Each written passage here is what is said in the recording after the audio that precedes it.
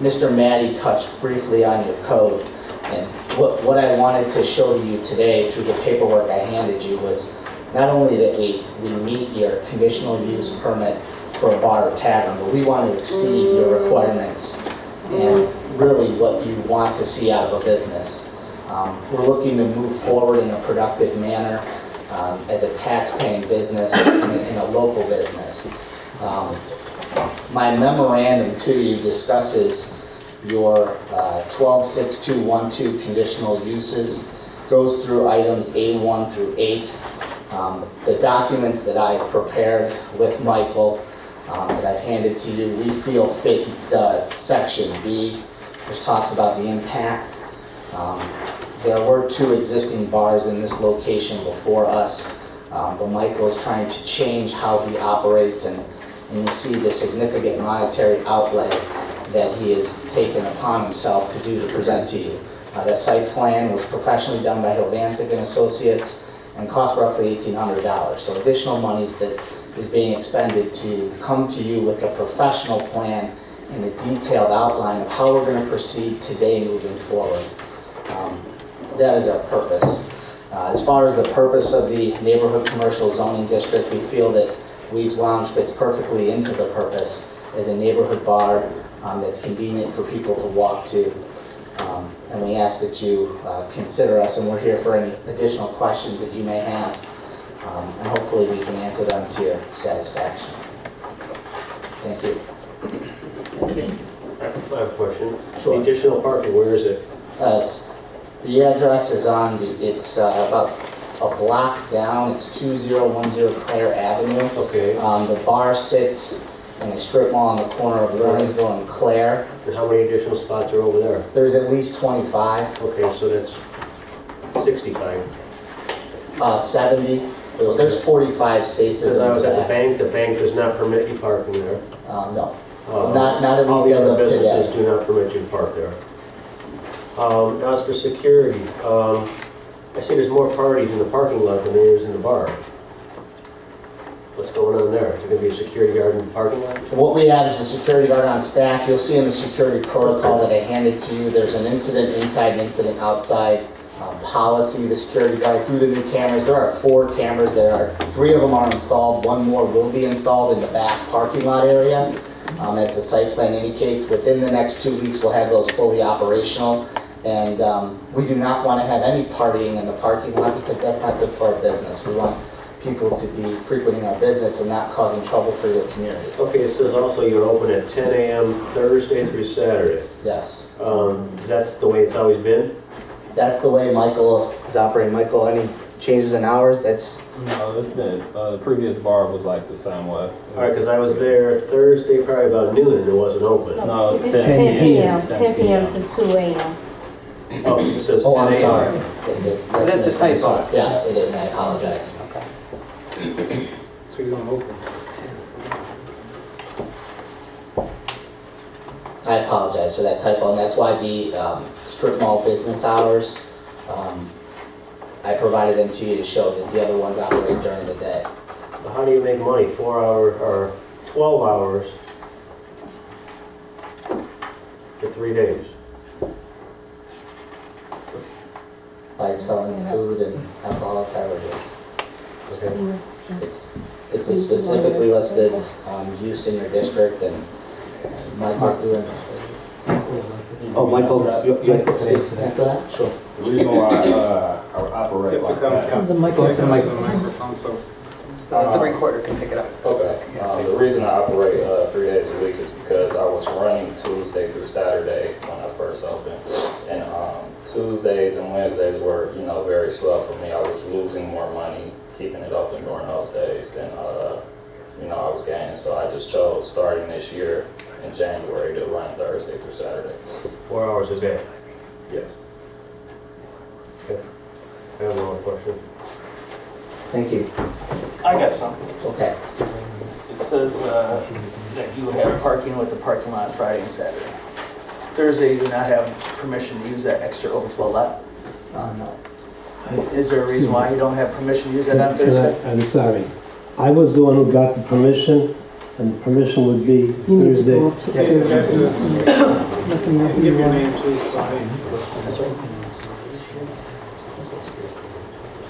Sorry. My name is Joan Shanbaum, and I am representing the owner of the property.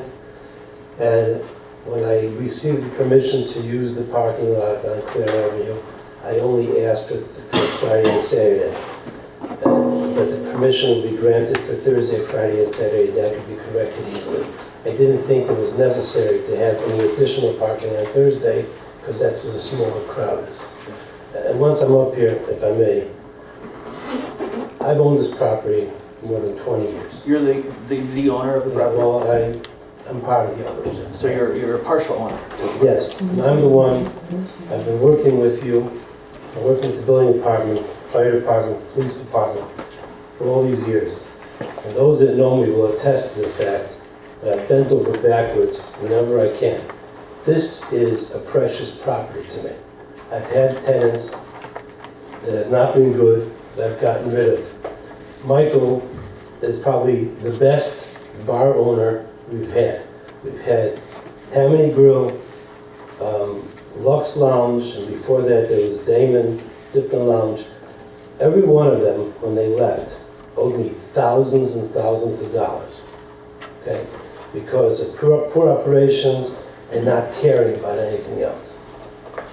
I have other tenants that sometimes pay, sometimes don't pay, okay? We've had teen party places that have lied, we've thrown them out immediately. This is well run. This is doing well. And I ask you to please try to keep them here, because it's good to have a good tenant once in a while. Thank you. I have one question for you. Sure, You've owned it for 20 years? at least. Okay, the one part, I think the third building down, how come the window's been blown out for well over a month or two? The window was blown out. And it's just, plastic is just blown out. Two people that were not meeting in the neighborhood seemed to have had a fight. The tenant, her name is Katie, opening up a store called My Therapy, is a visiting nurse. She's in North Carolina. As of today, it was boarded up, the board fell in on the inside. It was reboarded today. Okay, the window is being put in tomorrow. Okay, it has to be a special ordered window.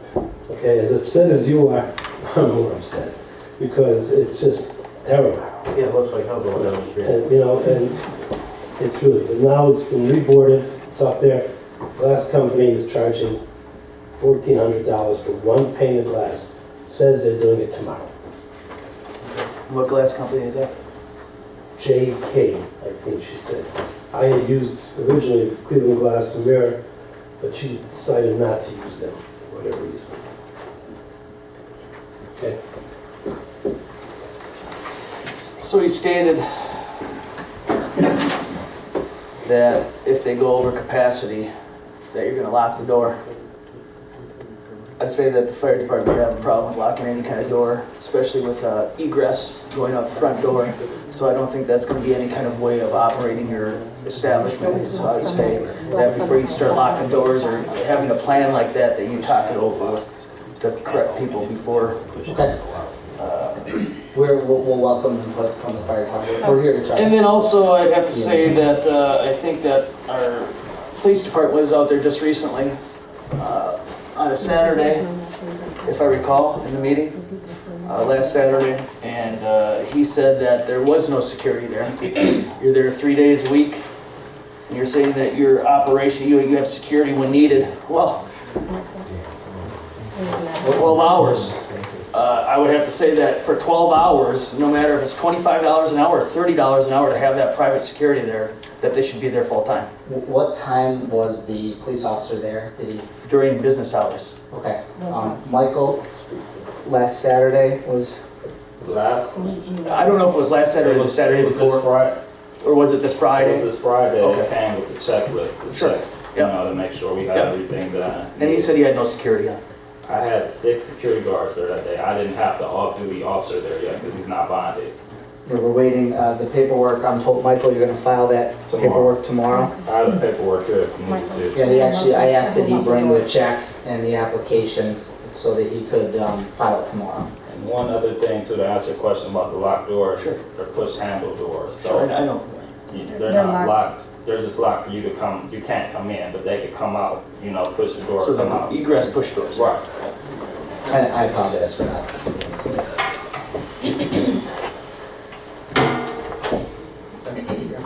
Oh, I got more. How long has Weaves been open? Can I ask? How many months has Weaves been open? It's been up in a year. A year. This month. So in that year, you've had 51 calls to your establishment. I don't know about you, but if you had your establishment across the street from you, and you saw 51 times in a year with your kids running around the neighborhood, would you feel safe with your kids being around or even coming home late? Say your teenager is coming home late and your establishment is open and there's 51 calls at that establishment. Do you feel safe with your daughter coming home? I mean, I'm going to answer it for you. No, no way. And so for you to wait a year to come back in front of this board to finally make some changes after 51 calls, you think after the third call you would have made some changes, and then after the fifth call made some more, after the 10th one made some more to try to keep up on it? But it seems like you waited till you were getting ready in front of this board to put the cameras up, to get them approved to the city. You're a police officer. I mean, all these things are coming up last second for the board's appearance. That's the way I look at it. And I look at it that you've been open for a year. You've had plenty of opportunity, and especially only being open 3 days a week, to make some drastic changes to change the outlook of what was going on. If I may answer that, I have reviewed some of these calls, and I this just is read all the police reports. correct. And this landowner has not argued with your police force or your police management. Some of these calls are being instituted by the police, not for activity in the bar, but perhaps by a license plate or perhaps by something else. We are here. Michael came to us to try to help him do this right. Michael had no legal representation until he came to us. When he came to us, what we tried to do is what is in front of you, to try to put this on a track going forward that makes sense for Weaves Lounge and the community the best way that we knew. We responded to every request from staff to do so. Michael did not know how to do this until he came to us, and that's what we tried to bring to you. Yes, you may say it's last minute. To us, it's not last minute because we've only been involved for 30 to 45 days and have been able to accomplish what you see before you. What you have is an individual in your community, a resident in your community, that is trying to work with you, your staff, and your police department. And I understand your code may not be what you code, may not be the code that you want, and it may be changed in the future as to future operators. I don't care about that. I care about this operator, his wife, and his 2 children, who are members of your community, and an owner of property who has taken this property for 20 years and tried to make it a productive asset of your community. That's the reason I'm here tonight. I don't do this normally. I'm normally where Mr. Melling is. But this is a guy who was sincere when he came to me and asked me for help. And when he did that, he didn't even know I was a prior resident of this community. And I said, knowing the community that I grew up on, that makes a lot of sense to have an active business, a productive business, and a man that's trying to work with you, not against you. And I understand the police have a hard time with bars. When I used to work at Gales Garden Center, I used to have to walk by the bar going home. And I understand what happens in bars. So it's not a church. But this is a man who's sincere. When I've asked him to do something, he's done it. When we've asked him to go out and spend money to present to you what he should have presented months ago, he's done it. We apologize that he hasn't done it months ago, but he is doing it now, and we ask you to take that into consideration. Okay, We appreciate your presentation, and one reason why this board was put together is not only to look at the codes and the zonings, but also to represent the community. I'm very familiar with the law. One of the reasons I believe I was nominated for the board is my resume. I'm with the firm of Baker Hospitals for 20 years. But it's more than the law that we're dealing with here. We're also dealing with a community. I agree with what the attorney said. They have a livelihood. He is representing a family that lives in the city. But we're here representing a community that we need to keep safe. And there's some things that have been presented to us that brings up concerns. As you well know, in court, you must present clean hands. If you come before the court with unclean hands, you can't come back and say, hey, defend my unclean hands. I'm not saying that Mr. Weaver is coming before us with unclean hands, but if he could just answer some of the things that we see in your presentation. For instance, the security protocol that you presented to the board. Yes. It states, it doesn't say that we're going to put X amount of cameras outside.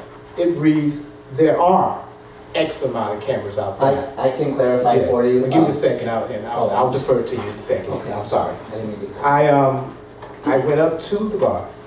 I thank you for clarifying. It's not open from 10 a.m. I came up about 11. I thought I could talk to the owners because I wanted to see for myself. And I would never want to take away a man's livelihood based off of secondhand information. So I went up myself. I looked around. I saw no cameras. I saw no evidence of cameras. But from what I read, there were cameras already there. That's what this reads. Now maybe I misread it, okay? My point I'm trying to make is it seems deceptive. It seems deceiving. I may be wrong. I'm hoping you can prove that I'm wrong. But it seems that way here. It seems that we're being presented with something that's not accurate, that doesn't show the facts. And yes, we are concerned with the police reports. Yeah. That's our job. Our job is not just, our job here is to follow law, but also to represent the economic growth of the city, as well as protect the community. And that's part of our job. And I defer. I'll briefly reiterate what I said in the beginning of my presentation, and I may have misspoke or jumbled. This was presented to you this packet today. We provided it to the chief early so he could review it in anticipation of having all the cameras prepared and ready and operational today. The 8 security cameras inside the facility are operational today. The DVR is working, the cameras work as of today. Michael, Yes. is that correct? Yes, that's correct. Yes, that's correct. Okay. And then the outside cameras, we are still waiting. The wiring is up. We have the bill. We're waiting to have those remaining 3 cameras installed. There'll be 7 total, not 6. Okay. Bring in an extra one. The entire front and the entire back parking lot will be under cameras. And these are not inexpensive cameras. The entire job is costing almost $4,500. Okay, we were not cheap on the product that we bought. And I understand your concern, and the last thing we want to do is misrepresent this to the Planning Commission. So if you condition the conditional use on the successful installation and working of the security cameras, we have absolutely no problem with that. I understand your concern for the community. Michael has the same concern, and Dave is correct. We're trying to help him figure out how to go about this, how to get the right security people in there, how to get a bonded off-duty police officer in there, how to get the security cameras working, the importance of working with the police department, giving them the access to the footage, allowing open communication with the security guard and Michael on every incident. It has taken some time, but the goal is to present to you what we're hoping to do going forward, and everything's in place but those cameras and the bonding of the police officer. The last thing we want to do is misrepresent or lead you down a path that we can't deliver on. So if you condition the approval on the successful installation of the security cameras and the bonding of the off-duty police officer, I know for a fact my client is fine with that because that is their 100% intention. In all fairness, to make a fair decision, may I question the owner directly, Mr. Weaver? How long have you been living in Maple? been living in Maple since third grade. I don't know how. So you've been in the city a long time. Yeah. So you have a connection with the city. Right. So, have you owned a bar before? Is this your first bar? I've managed, never owned. Never owned. This will be your first bar. Mm.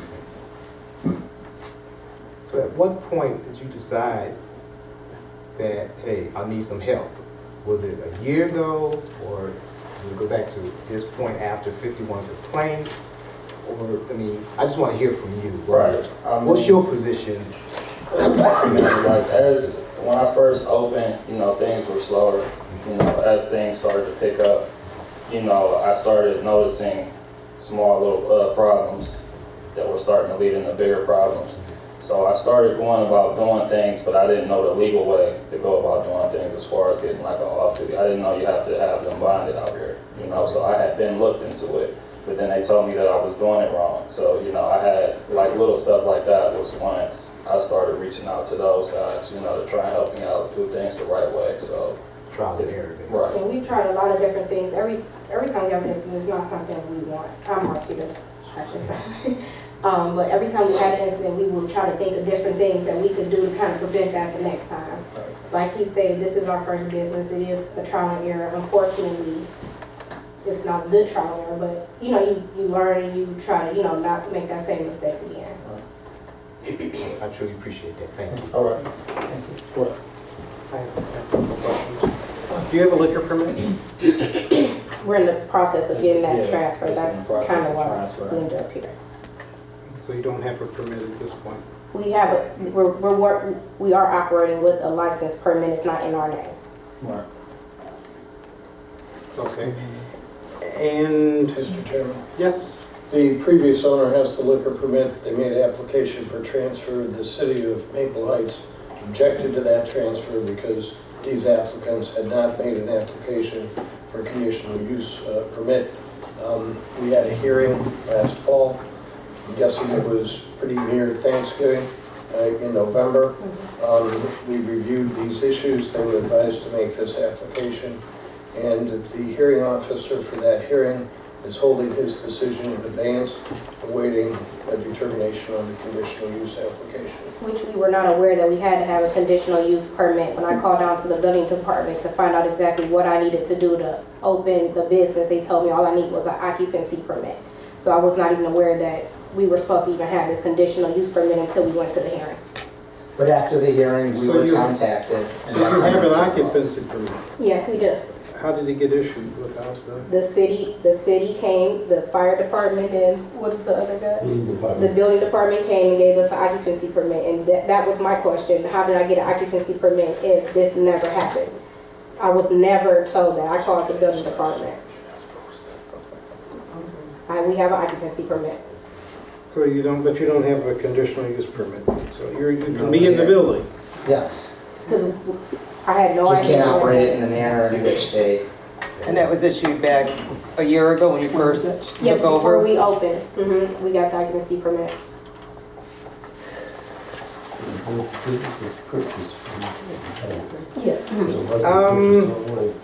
You said you wanted to do things differently than you did before. In what way? What are you doing differently? I can speak briefly before Michael speaks. I can speak briefly. First of all, the first thing he's doing is security cameras are going to be up and running.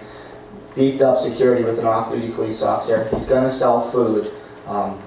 There's going to be open communication with the police department. The easiest way to stop these incidents is to have great dialogue with the police department, shared access, everything like that. That's at least how we're starting to get that moving in the right direction. And then Michael can tell you.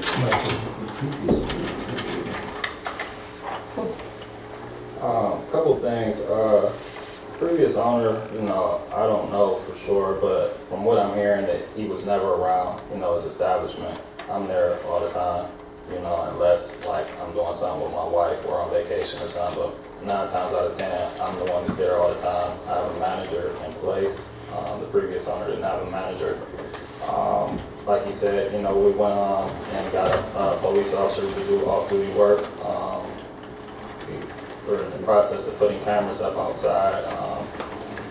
I I took the cameras down that he had and the previous owner had in the establishment and put newer cameras up that are, you know, easier to work. High resolution. Right. And, you know, I just, you know, try to be more cooperative, you know, coming from some of the other police officers that I speak to, they said that, you know, they had problems with the previous owners as far as communication. You know, they didn't want to never talk to the police. Every time they come up there, you know, for an incident or whatever the case may be, I extend my hand out, you know, and try to help out as much as possible. For clarity, Maple Heights can't do security for it. No. Yeah, we're not allowed to have Maple Heights police officers. So we had to go down to another community to find one to look after you. And do you have a lease with the owner? Do you have Yes. a lease in place? Yes. Yes, Yeah, yes, you do have a lease. yes. And I had the for the, it's not yours as the applicant, but there were some things before. I'm looking back at the notes provided from our cases from previous years. And there were things that needed to be done. I feel really comfortable hearing, unfortunately our building official is not with us tonight. There's things that need to be done to that building and on that site that never got done. For instance, They demolished the garage. the guard, super, can I answer that? It's supposed to be done by August 1st of 2010. May I answer that? Sure. I survived Mr. Paul Fussner, okay? And Paul told us originally that he wants the garage down, Mhm. okay? We hired a company. Then Paul said, why are you taking the garage down? The lieutenant might remember some of these things. Why are you taking it down? There's no reason for it, just repair it. We spent more money repairing the garage than we did in taking it down. Okay, and that's why the garage is now in perfect condition, and there's no reason to demolish it. Okay, is there any other questions about that? I don't have all the information, so no, not at this point. Okay. And you can, Mr. Dan D'Estino, I think, is the building department inspector. He works for the company. I think he doesn't work for the city anymore. But all the inspectors that have worked for the city, that work for this new company, will tell you that I have done everything they've ever asked, even more so.